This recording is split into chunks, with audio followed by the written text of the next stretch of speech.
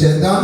మరి చక్కని ఆరాధన చేసిన జేషుబాబు అలాగే వారి బృందం గురించి దేవునికి వందనాలు తెలియజేస్తూ రాబోయే రోజుల్లో దేవుని ఆత్మ అభిషేకం పొందుకొని మరింత బలమైన సాధనగా జేషు తన యొక్క టీం వాడబడి దేశ విదేశాల్లో ఆయన కొరకు సాక్షులుగా ముందురుగాక.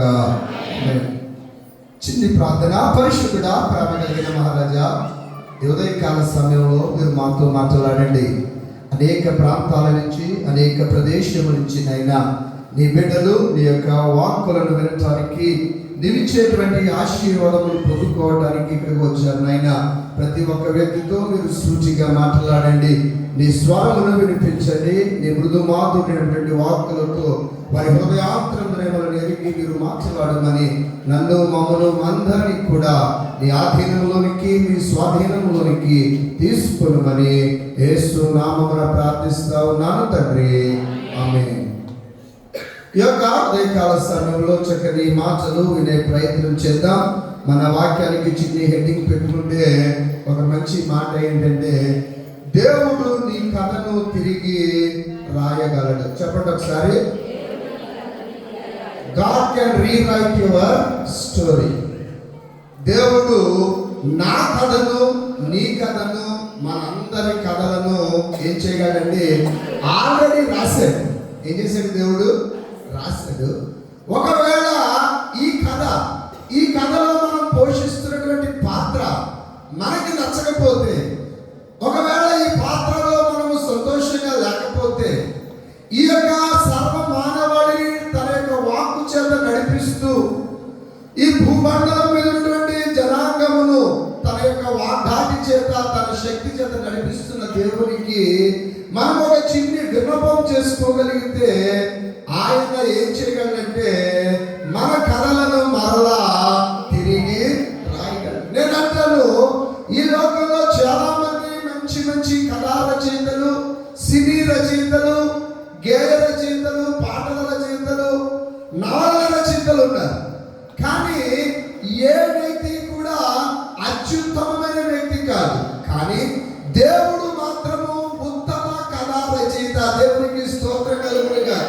ఎవరంటే ఆయన is the best story writer in the world. ప్రపంచంలోనే, ఈ భూమండలంలోనే, ఈ యొక్క జగత్తులోనే దేవుడు ఎవరంటే ఒక ఉత్తమ కథా రచయిత. ఆయన తనకు నచ్చినటువంటి పాత్రలను తనకు నచ్చిన విధంగా మరల్చగల దేవుడు. ఒకవేళ కనుక దేవుడు నిన్ను మరల్చిన లేదా నీకు ఇచ్చినటువంటి పాత్రతో నువ్వు సాటిస్ఫై కాకపోతే, దేవుడు ఏమంటున్నాడంటే నీ పాత్రను నేను తిరిగి రాయగలను. ఈ జీవితం అనేది ఒక కథ అనుకుంటే, ఈ కథలో మనందరము ఏమంటే పాత్రధారులం. ఎవరో చెప్పండి. మీలో చాలా మంది తల్లి పాత్ర పోషిస్తున్నారు, తండ్రి పాత్ర పోషిస్తున్నారు, కొడుకు పాత్ర, కూతురు పాత్ర, పాస్టర్ పాత్ర, టీచర్ పాత్ర, చిన్నపిల్లవాడి పాత్ర, ఇలాగా అనేకమైన పాత్రలను మనం పోషిస్తూ మన జీవితాన్ని ముందుకు నడుపుతున్నాం లేదండి? నడుపుతున్నాం. దేవుని యొక్క వాక్యంలో, మరి బైబిల్లో చాలా మంది యొక్క జీవితంలో నేను ఏం చేశాడంటే తిరిగి రాశాడు. ఏం చేశాడు చెప్పండి? తిరిగి రాశాడు. ఎందుకు అంటే వారు కోరుకున్నప్పుడు దేవుడు తిరిగి రాశాడు, లేదా వారి పరిస్థితి దేవునికి నచ్చినప్పుడు కూడా దేవుడు ఏం చేశాడంటే వారి కథలను తిరిగి రాశాడు. ఫస్ట్ మనం అర్థం చేసుకోవాల్సింది ఏంటంటే దేవుడు ఏమైనా చేయగలడు. చెప్పండి. ఆయన ఏమైనా చేయగలడు.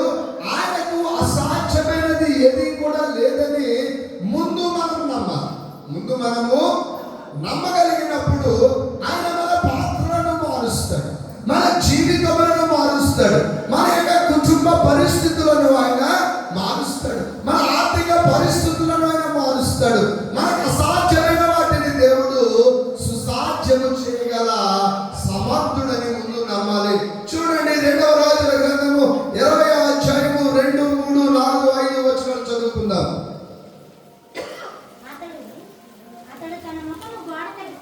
అతడు తన ముఖము గోడ తట్టు తిప్పుకొని యెహోవా,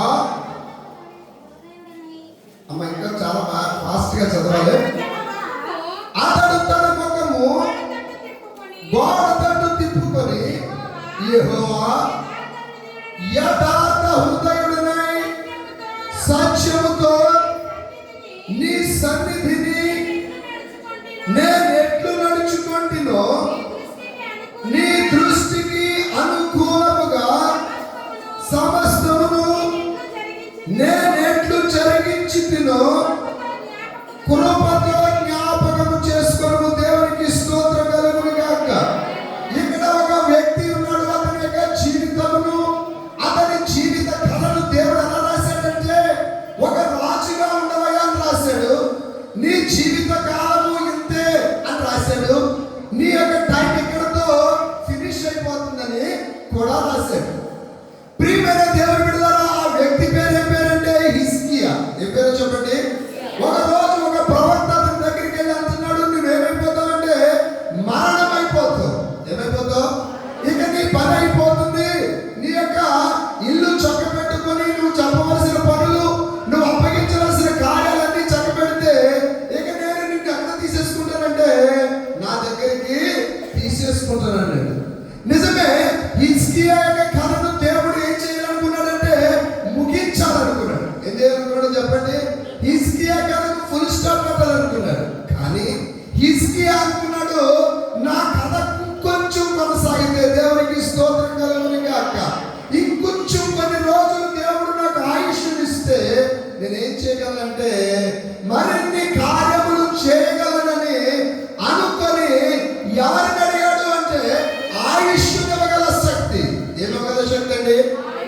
ఏదైనా ప్రపంచంలో ఇవ్వచ్చు. జనులు బంగారం ఇవ్వచ్చు, ధనం ఇవ్వచ్చు, వజ్ర వైడూర్యాలు ఇవ్వచ్చు, ఏదైనా జనులు చేయొచ్చు. కానీ ఆయుష్ ఇవ్వటం అన్నది కేవలం ఎవరి చేతిలో ఉందంటే దేవుని చేతిలో ఉంది. కనుక ఎవరు ఇవ్వగలరో, ఎవరు తన జీవితంలో అద్భుతములు చేయగలరో, ఎవరు తనకు ఆయుష్ ఇవ్వగలరో ఆ దేవుడిని అడుగుతున్నాడు. దేవునికి స్తోత్రం కలుగును గాక.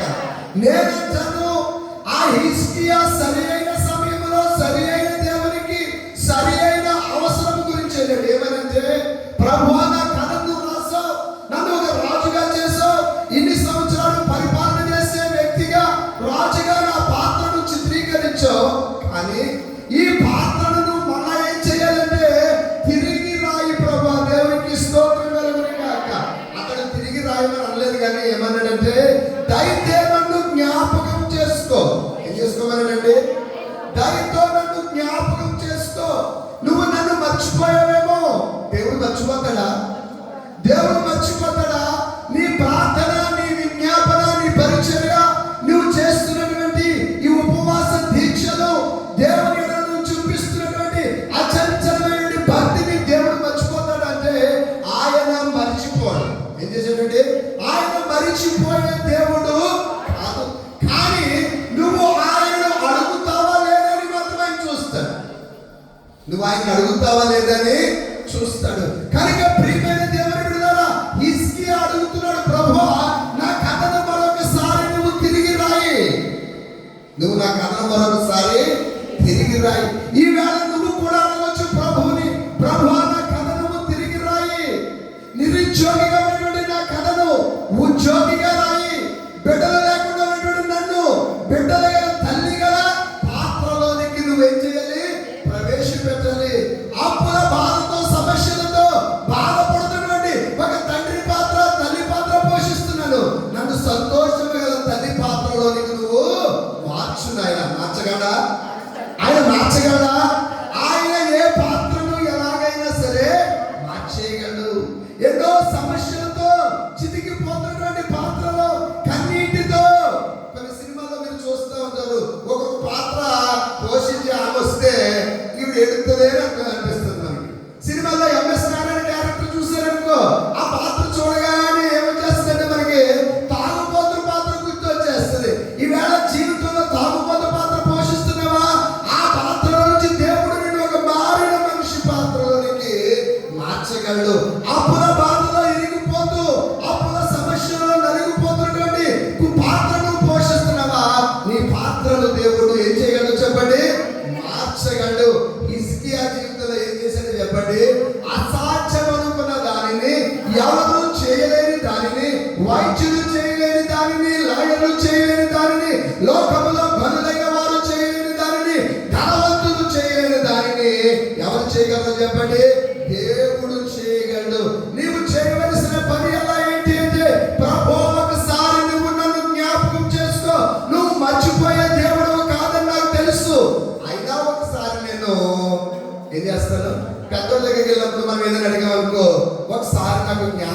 చెయ్యమ్మా అంటారు. ఏమంటారు?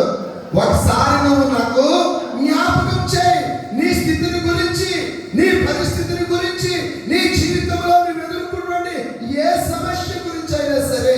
గత 5 వారాలుగా మనం ఏం చేస్తున్నామంటే దేవునికి జ్ఞాపకం చేస్తా ఉన్నాం. ప్రార్థన అంటే ఒక మాటలో చెప్పాలంటే దేవునికి మనకు కావలసిన దాని గురించి జ్ఞాపకం చేయటమే. ఏంటో చెప్పండి, ప్రార్థన ఏంటండి? దేవునికి మనకు కావలసిన దాని గురించి ఒకసారి జ్ఞాపకం, రిమైండర్ చేయటమే. నన్ను నువ్వు జ్ఞాపకం చేసుకో. తన యొక్క పరిస్థితిని చెప్తున్నాడు.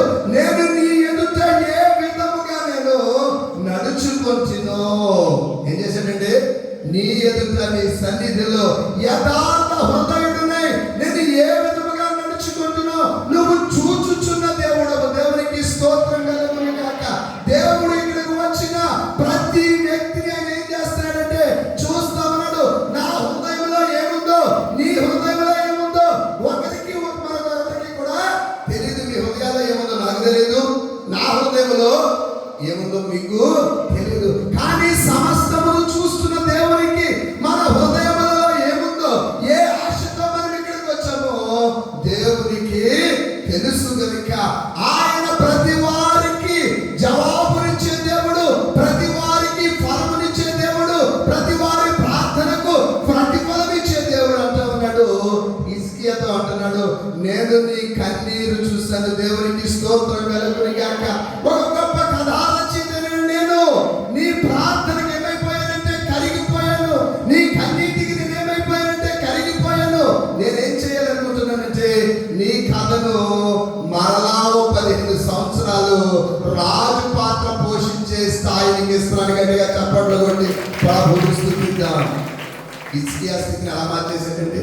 మరణములో నుంచి జీవములోనికి మార్చేశాడు. హృదయ వేదనలో నుంచి హృదయ సంతోషములోనికి, వేదనలో నుంచి ఆకండలో నుంచి దుఃఖములో నుంచి ఎక్కడ మార్చేశాడంటే సంతోషకరమైనటువంటి స్థితిలోనికి మార్చాడు. చూద్దాం, ఒకసారి చూద్దాం. 5వ వచనం చదవండి. నీవు తిరిగి నా ప్రజలకు అధిపతివై హిజ్కియా యొద్దకు పోయి ఇట్లను, నీ పితరుడైన దావీదునకు దేవుడగు యెహోవా నీకు సెలవిచ్చినదేమనగా,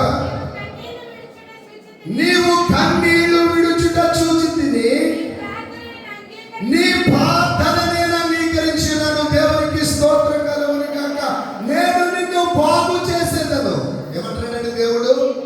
యెహోవా దేవుడు ఎవరంటే నువ్వు ఎవరిని ఆరాధిస్తున్నావు, ఏ దేవుడిని కొలుస్తున్నావో ఆ దేవుడు ఎవరంటే బాగు చేసే దేవుడు. ఏ దేవుడైనా బాగు చేసిన దేవుడు, బాగు చేసే దేవుడు, బాగు చేయగల శక్తి ఉన్నటువంటి దేవుడు. అని అంటున్నాడు, నీవు కన్నీళ్లు విడుచుట నేను చూచితిని. ఒక సహోదరుడు చూశాను. అతను ఏం చేస్తున్నాడంటే మోకాళ్ళ మీద ఈ పర్వతాన్ని ఎక్కుతున్నాడు. ఈ ఉదయకాల సమయంలో అంత భక్తితో అతను చేస్తున్నటువంటి ఆ యొక్క గొప్పదైన కార్యమును ప్రభు చూడ ఎంతో భక్తితో అనేక ప్రాంతముల నుంచి ఈ ఉదయకాలన ఎక్కడైతే దేవుని సన్నిధి ఉందో, ఎక్కడైతే దేవుడు తన ప్రజలతో వారి ప్రార్థనలు వింటాడో ఆ సన్నిధికి వచ్చినప్పుడు ఆయన ప్రార్థన అంటున్నాడు, నేను నీ కన్నీళ్లు చూచితిని. ఏం చేశాడంటే ఆయన, నేను నీ కన్నీళ్లు చూచితిని, నీ ప్రార్థనను నేను అంగీకరించినాను. దేవునికి స్తోత్రం కలుగును గాక. ఈ 6 వారాలుగా మనం చేస్తున్నటువంటి ప్రార్థనను దేవుడు ఏం చేస్తున్నాడంటే నీ ప్రార్థన దేవుడికి ఒక ఫోన్ కాల్ అయితే ఆయన అంటున్నాడు, ఈ వేళ నేను నీ ఫోన్ కాల్ని యాక్సెప్ట్ చేస్తున్నాడా, రిజెక్ట్ చేస్తున్నాడా? నేను యాక్సెప్ట్ చేస్తున్నాను. దేవునికి స్తోత్రం కలుగును గాక. నీ ప్రార్థన నేను అంగీకరిస్తున్నాను. నీ కన్నీటి యొక్క ఘోషను నేను అంగీకరిస్తున్నాను. నేను నీ జీవితమును బాగు చేస్తాను. దేవునికి స్తోత్రం కలుగును గాక. దేవుడు ఎవరంటే బ్రతుకులను బాగు చేసేవాడు. ఎవరో చెప్పండి? బ్రతుకులను బాగు చేసేవాడు. ఈ యొక్క టీవీని బాగు చేసేవాడు ఉంటారు, ఏసీని బాగు చేసేవాడు ఉంటారు, అలాగే వివిధ రకాలైనటువంటి వస్తువులను బాగు చేసేవాడు ఉంటారు. కానీ బ్రతుకులను బాగు చేసేవాడు మాత్రము యేసయ్యే అని చెప్పడానికి నేను చేయగలండి ఆయన. ఎలాంటి స్థితిలో నుంచి అయినా, ఎలాంటి పరిస్థితిలో నుంచి అయినా సరే నిన్ను పైకి లేవనెత్తి నీ బ్రతుకును ఆయన బాగు చేస్తాడు. ఈ ఉదయకాలం మనకి ఎందుకు వచ్చామంటే మన బ్రతుకులు బాగుండాలి, నా భర్త బ్రతుకు బాగుండాలి, నా యొక్క భార్య బ్రతుకు బాగుండాలి, నా బిడ్డల బ్రతుకు బాగుండాలి, నా కుటుంబం యొక్క బ్రతుకు బాగుండాలి అని ఎవరైతే ఈ ఉదయకాలం ఇక్కడికి వచ్చారో వారితో ప్రభు అంటున్నాడు, నేను నిన్ను బాగు చేసేదను. ఏమంటున్నానండి? ఇది దేవుని యొక్క వాగ్దానం, నా మాట అయితే కాదు, కానీ దేవుడు తన వాక్యములో రచించినటువంటి ఒక చక్కని మాట ఏంటంటే, నేను నిన్ను ఎవరితో చెప్తున్నాడండి? హిజ్కియాతో చెప్తున్నాడు. హిజ్కియాతో మాట్లాడిన దేవుడు, హిజ్కియాకు 15 సంవత్సరాల ఆయుష్నిచ్చిన దేవుడు ఈ ఉదయ కాలాన మనందరితో మాట్లాడుతున్నాడు. నీ బ్రతుకులను నేను మారుస్తాను. ఏం చేస్తానని చెప్పండి? నీ బ్రతుకులను, నీ జీవితములను, నీ కుటుంబములను, నీ సమస్యలన్నింటినీ నేనేం చేయగలనంటే మార్చగలను, వాటిని సరిదిద్దగలను. ప్రియమైన దేవుని బిడ్డలారా, ఈ జీవితంలో మనం అనేకమైన పాత్రలను పోషిస్తున్నాం లేదా? పోషిస్తున్నాం. చాలా సంవత్సరాల నుంచి ఆ పాత్ర పోషించి విసిగిపోయామేమో. ఈవేళ దేవుడు నేను ఏం చేయాలనుకుంటున్నాడంటే ఒక నూతనమైనటువంటి పాత్రలోనికి ఆయన ఏం చేయాలనుకుంటున్నాడండి? నిన్ను చేయాలని అనుకుంటున్నాడు. కనుక ప్రభువు హిజ్కియా జీవితాన్ని ఏం చేశాడు చెప్పండి? తిరిగి రాశాడు. ఆయన కథను తిరిగి రాశాడు.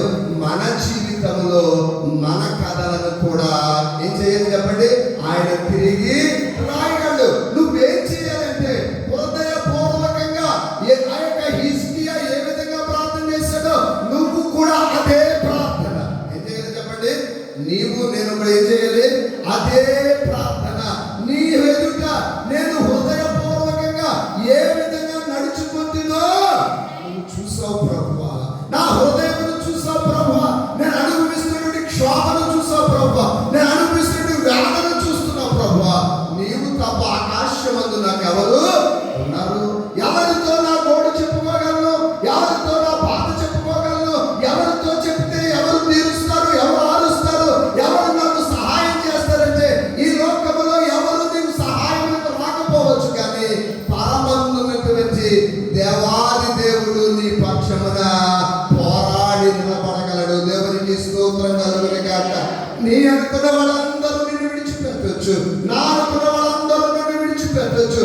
అని ఆపత్కాలంలో మనకు ఎవరు సహాయములకు రాకపోవచ్చు, కానీ మన సహాయములకు మనము పిలిచిన వెంటనే నేనున్నానని వచ్చే దేవుడు యేసయ్య అని చెప్పడానికి నేను సంతోషిస్తా ఉన్నాను.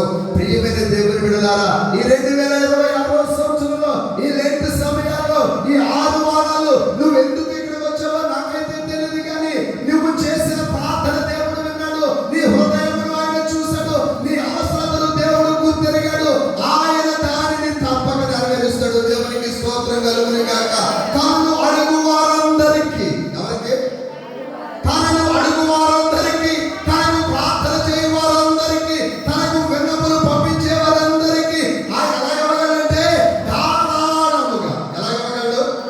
ధారాళముగా ఆయన ఇవ్వగలడు. కనుక దేవుని దగ్గరికి వచ్చిన నీవు you have come to the right place. సరి అయిన ప్రదేశానికి నువ్వు వచ్చావు. ఆయన ఇస్తాడు. ఏం చేస్తాడండి? ఆయన ఇస్తాడు, ఆయన చేస్తాడని గురించి ఉంది. ఏమైనా చేయగలడు. Nothing is impossible with God. దేవునికి అసాధ్యమైనది లేదని చెప్పారు కదా. ఈ ఆయుష్నిచ్చే శక్తి ప్రపంచంలో ఏ డాక్టర్కి, ఏ లాయర్కి, ఈవెన్ అమెరికా అధ్యక్షుడు ట్రంప్ గారికి కూడా లేదు. ఎవరికి? నీవు నేను చేతులెత్తి మొక్కుతున్నటువంటి దేవాది దేవునికి మాత్రమే ఉంది. ఆయన ఏమన్నారండి? బ్రతుకులను బాగు చేసేవాడు. గుండె చెదిరిన వారిని ఆయన ఏం చేస్తాడట? బాగు చేస్తాడు. కొన్ని పరిస్థితులు జీవితంలో మనం ఎదుర్కొన్నటువంటి ఇబ్బందులు, మన కష్టాలు, మన యొక్క వేదనలు మనం ఏం చేస్తాయంటే మన గుండెను పిండేస్తాయి. ఏం చేస్తాయండి? గుండెను పిండేస్తాయి. ఈ సమస్య నుంచి, ఈ కష్టం నుంచి, ఈ ఇబ్బంది నుంచి ఎలాగ బయటపడాలా అని ఎదురు చూస్తా ఉన్నవా? ఆయనే నీ ప్రశ్నకు సరి అయినటువంటి జవాబు. ఏం చేస్తాడంటే గుండె చెదరిన వారిని ఏం చేస్తాడండి? గుండె చెదరిన వారిని వారి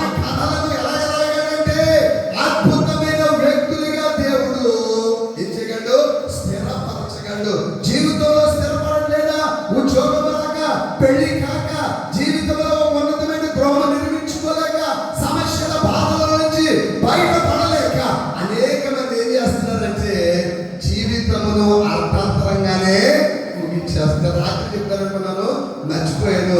రాత్రి లావణ్య చాలా అద్భుతమైన సాక్ష్యం చెప్పింది, కానీ అందులో వచ్చింది రాంగ్ స్విచ్ నొక్కింది. చెప్పరా, ఫీల్ అవుతారా? ఏంటి అంటే, నాకు ఉద్యోగం రాకపోతే చచ్చిపోతాను.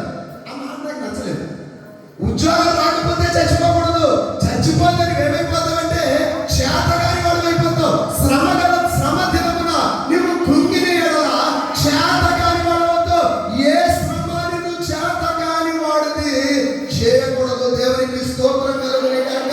దేవుని నమ్మిన ఎవడు కూడా చేతగాని వాడు కాదు. ఎందుకంటే నీ దేవుడు అసమర్థుడు కాదు, నీ దేవుడు సమర్థుడు కనుక నీకు సమస్తము సాధ్యమే. చచ్చిపోతానని ఆలోచనతో బ్రతకడం కోసం ప్రజలు 1,00,000 కోట్లు వేసి బతుకుతా ఉంటే చచ్చిపోతానంటే ఎంత మూర్ఖత్వం అండి, ఎంత మూర్ఖత్వం. ఒకసారి ఇరాన్ వెళ్ళండి, ఒకసారి ఇజ్రాయెల్ అండి, అక్కడ ఉన్నటువంటి గల్ఫ్ కంట్రీస్ వెళ్ళండి, ఎప్పుడు చచ్చిపోతామని భయపడుతున్నాడు. స్కూల్లో ఉన్న పిల్లడు పాఠం చదువుకుంటున్నప్పుడు వచ్చి బాంబు పడిపోతుంది, ఉద్యోగం చేసుకుంటే బాంబు పడిపోతుంది, మిసైల్ పడిపోతుంది. బ్రతుకుదారని పక్కనలో వెళ్తుంటే ఈ తెంగరాలు ఏమంటున్నారంటే ఫ్యాన్ వేసేసుకుంటాను, ఉడికి తాగేస్తానంటే ఎంతకు మించినటువంటి పిచ్చి ఆలోచన ఉండదు. ప్రియమైన దేవుని బిడ్డ, ఏదైనా బ్రతికి సాధించు. బ్రతకడము దేవుడు నీకు ఇచ్చిన భాగ్యం. దేవునికి స్తోత్రం కలుగునే గాక. నీ శ్రమల నుంచి పారిపోవద్దు. నీ శ్రమల నుంచి నీ దేవుడి దగ్గరికి రా. ఆయన శ్రమ నుంచి విడిపిస్తాడు. ఉద్యోగం అయితే బతకలేవా, బిడ్డ అయితే బతకలేవా, ఇల్లు లేకపోతే బతకలేవా, ఏది లేకపోయినా మనిషి బ్రతకాడు. ఏం చేయగలండి, ఏం చేయగలడు? అప్పుడే కన్నడగా పారిపోయి ఎవరు నిన్ను కానీ చచ్చిపో. పిల్లలనుకో ఎంత బిడ్డలో పాపి ఎవరు చేసుకో అక్కడ కానీ చచ్చిపో. అదేగా ఉద్యోగం రాకపోతే ఏదో స్కూల్లో పని చేసుకో, ఏదో పని చేసుకో, కూలి పని కాదు కానీ చచ్చిపో.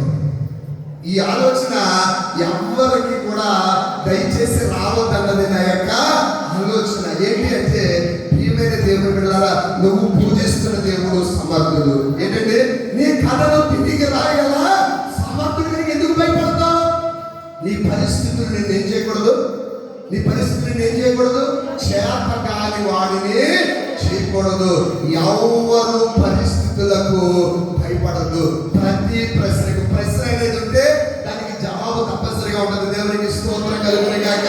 సమస్య అనేది ఉంటే దానికి తప్పనిసరిగా పరిష్కారం అనేది ఉంచదు. ఉండదా? కుసుండ్రా మీరు అందరూ చదువుకునే వాళ్ళు చాలా మందికి మీరు అందరూ పరీక్షలు రాస్తూ ఉంటారు. పరీక్షలో ప్రశ్న అనేది ఉందనుకోండి, తప్పనిసరిగా నీకు వచ్చే రాదని తెలియదు కానీ ఆ ప్రశ్నకి మాత్రం ఏముంటుందో చెప్పండి, జవాబు ఉంటుంది. సమస్య అనేది ఉంటే దానికి తప్పనిసరిగా ఏముంటుంది, పరిష్కారం ఉంటుంది. ఈ లోకంలో ఎవరు నీ సమస్యకు పరిష్కారం చూపించలేకపోవచ్చు, కానీ నేను బోధిస్తున్న దేవుడు, నేను ఆరాధిస్తున్న దేవుడు, నేను సేవిస్తున్న దేవుడు మాత్రము ప్రతి సమస్యకు ఆయనే పరిష్కారం. ఇక్కడ హిజ్కియాకు ఒక సమస్య వచ్చింది. ఆ సమస్యను ఎవరు పరిష్కరించారు? ఎవరు పరిష్కరించారు? దేవుడు పరిష్కరించాడు. ఇంకొక మాట చెప్పి ముగించేస్తాను చూడండి. దానియేలు గ్రంథము 4వ అధ్యాయము 31-32 చదువుకుందాం. దానియేలు గ్రంథము 4వ అధ్యాయము 30-31-32.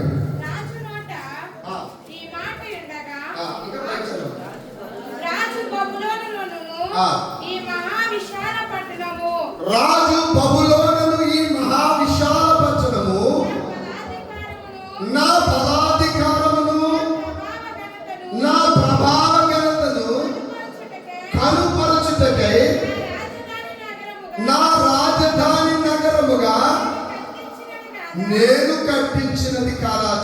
చూడండి ఇక్కడ ఇందాక చెప్పిన స్టోరీలో దేవుడు ఒక వ్యక్తి యొక్క కథను ఎలా మార్చాడంటే from negative to positive.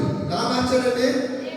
Negative నుంచి పాజిటివ్ గా మార్చాడు. ఇక్కడ ఇంకొక వ్యక్తి ఉన్నాడు. అతని పేరంటే నెబుకద్నెజర్ అనేవాడు. ఇతని కథ కూడా దేవుడు ఎలా రాశాడంటే రాజుగానే రాశాడు. ఏం చేశాడు చెప్పండి? రాజుగానే రాశాడు. కానీ వీడు ఏం చేశాడంటే దేవునికి ప్రథమ స్థానం ఇవ్వకుండా తనను తాను హెచ్చించుకున్నాడు. ఏం చేశాడు చెప్పండి? తనను తాను హెచ్చించుకున్నాడు. ఏమన్నాడంటే ఈ బబులోను మహా సామ్రాజ్యము నేను నిర్మించుకున్నది కాదా. ఏమన్నాడండి? ఏమన్నాడంటే అతను ప్రభువా నీ దయ వల్ల నేను ఈ సింహాసనం మీద రాజుగా మహాచక్రవర్తిగా పరిపాలన చేయగలుగుతున్నాను కనుక నీకు వందనాలని చెప్పడం మానేసి ఇదంతా కూడా ఎవరికి చేస్తానండి? నా గొప్పతనము,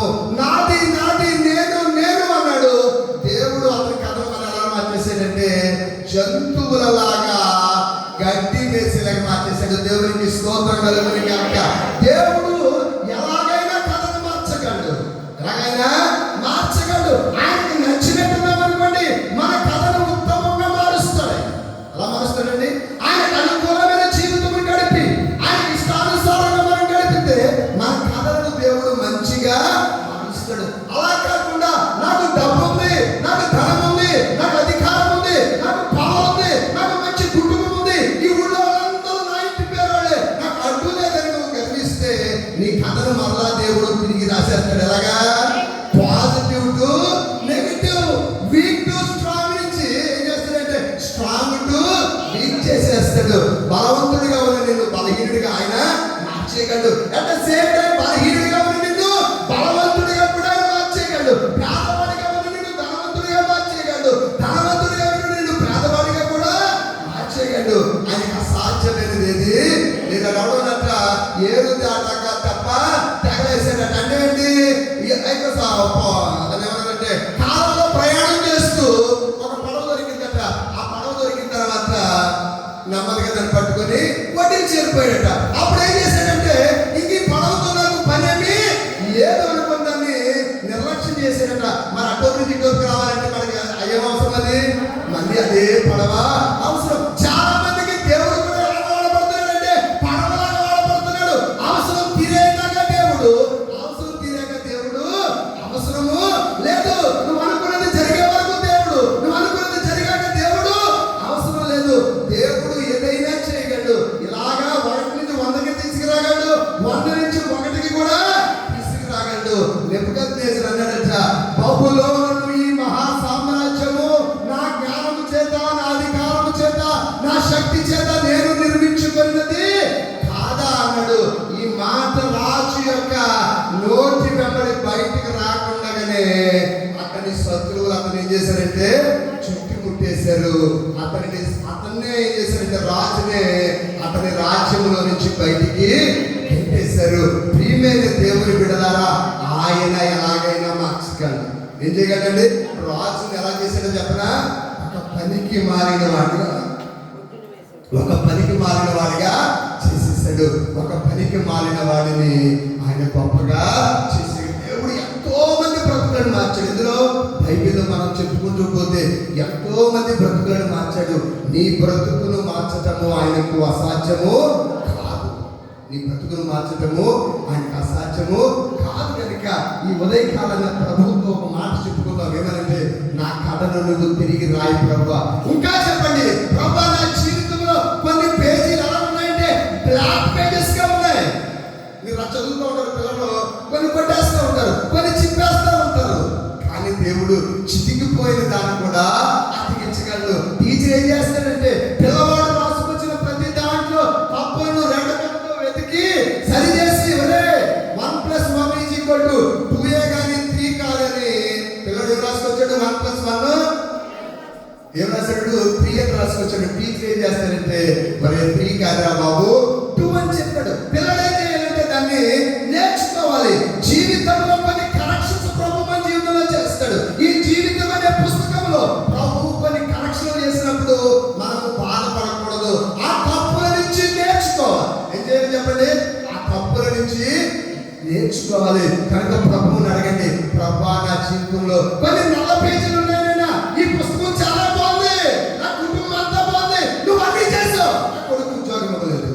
ఇది ఒక బ్లాక్ పేజీ నీ జీవితంలో. అన్నీ చేసావు ప్రభా, ఆరోగ్యం ఇచ్చావు, మంచి కుటుంబం ఇచ్చావు, మంచి అందం ఇచ్చావు, మంచి చదువు ఇచ్చావు, మంచి ఇల్లు ఇచ్చావు, అన్నీ ఇచ్చావు.